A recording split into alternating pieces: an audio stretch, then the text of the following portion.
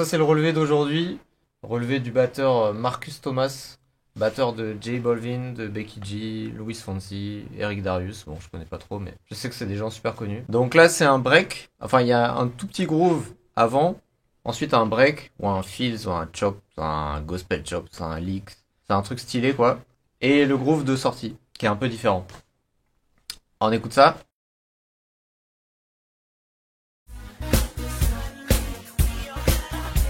Ça va commencer. 1, 2, 3, 4.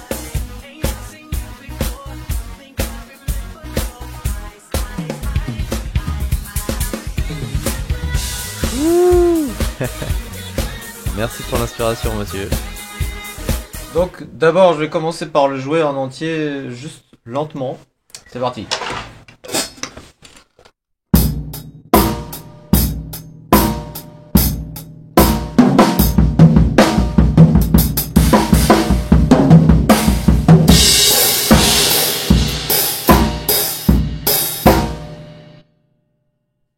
Encore.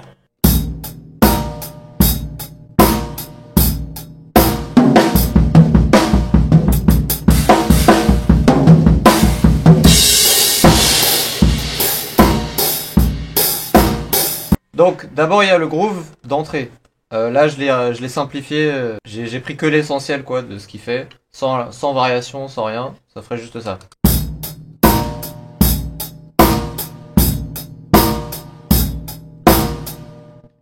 Donc, il faut bien mettre les accents sur le charlet. C'est ça qui fait tout le groove, quoi.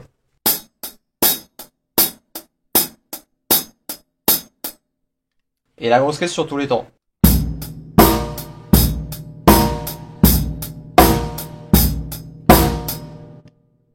Ok, il y a ça à une mesure. Ensuite, ça continue. Donc, je commence du tout début.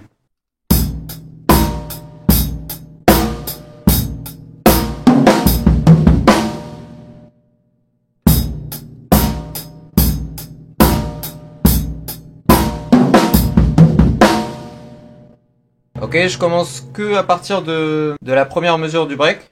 Donc, je zappe la mesure de groove.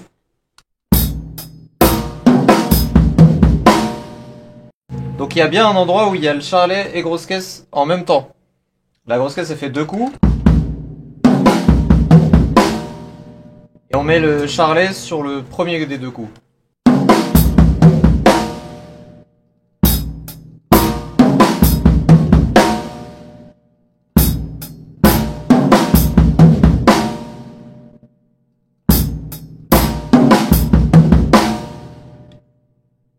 Ensuite la deuxième mesure. Ah non. La suite d'abord.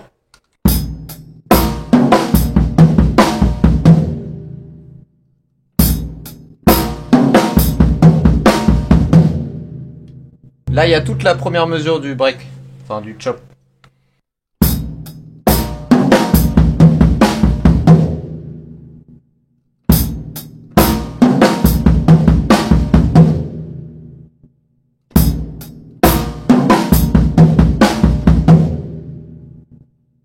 Ok. La deuxième mesure.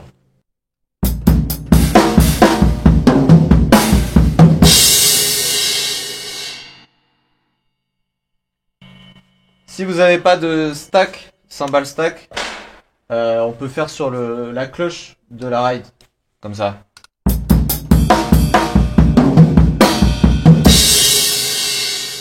Et pour moi, autre chose, j'en profite, c'est important de garder les mêmes doigtés que le batteur original. Comme ça ouvre des nouveaux réflexes, quoi. En tout cas, si on cherche la liberté d'expression, comme moi je cherche, quoi. Du coup, j'essaie d'apprendre plein de mouvements différents, des trucs auxquels j'aurais pas pensé. Comme ça, après, si j'ai une idée en tête, je sais qu'elle peut sortir de différentes façons. Je vais pas être bloqué. Si par exemple, je vais taper la crash, avant, je pensais qu'il fallait vraiment à chaque fois taper à droite, qu'on n'avait pas le droit, on était interdit de taper à gauche. C'est bête, hein, mais là, le fait de taper à gauche, bon voilà, ça ouvre des champs de possibilités, quoi. Ok, encore la deuxième mesure.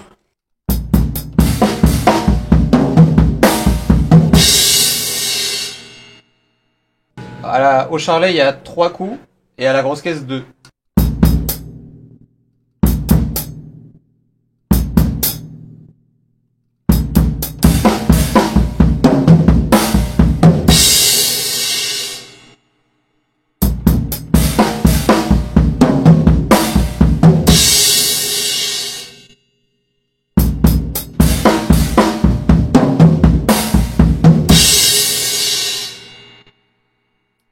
Et ensuite, on arrive sur le groove de sortie, donc c'est pas le même que le groove d'avant.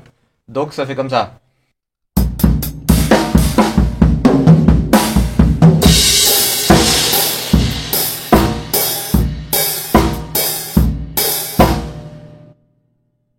Si je prends juste le groove du refrain,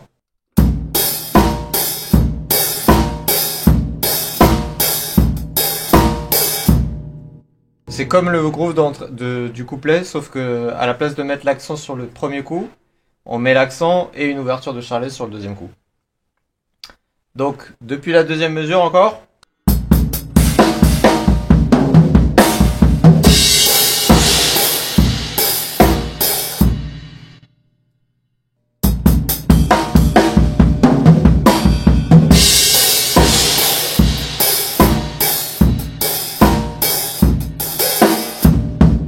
Ok, je fais tout depuis le début.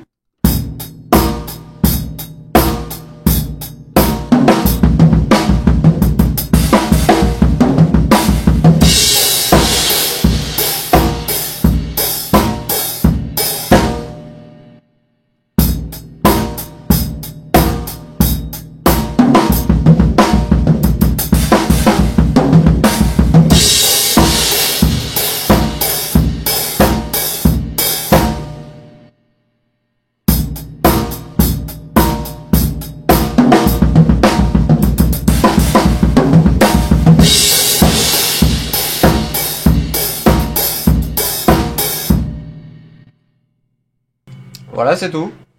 Donc, si on analyse un peu, il y a des trucs qu'on va retrouver à chaque fois, ou quasiment à chaque fois, des points communs. Donc là, par exemple, le premier, le plus évident, c'est la caisse claire sur le 2 et 4. Si vous comptez pendant le break, il n'y a pas une seule fois où le 2 et les 4, il n'est pas marqué à la caisse claire. Donc, 1, 2, 3, 4, 1. Donc il y a ça. Il y a l'aspect linéaire, donc linéaire drumming on appelle ça. Il n'y a pas une seule double croche qui est pas marquée. Il n'y a pas un seul silence quoi. On joue tous les coups du débit. Voilà, ça c'est deux aspects de la manière moderne de jouer de la batterie quoi, disons. Et c'est super intéressant parce que ça garde bien le groove. Le fait qu'il n'y ait pas de silence, que tout le débit soit marqué, plus le fait qu'il y ait la caisse claire sur le 2 et 4 à chaque fois, ça fait qu'il y a le groove qui continue quoi. Donc on est libre de faire plein de choses et en même temps on plante les clous quand même, comme on dit. Voilà, c'est tout pour cette fois. Si vous avez des questions, n'hésitez pas.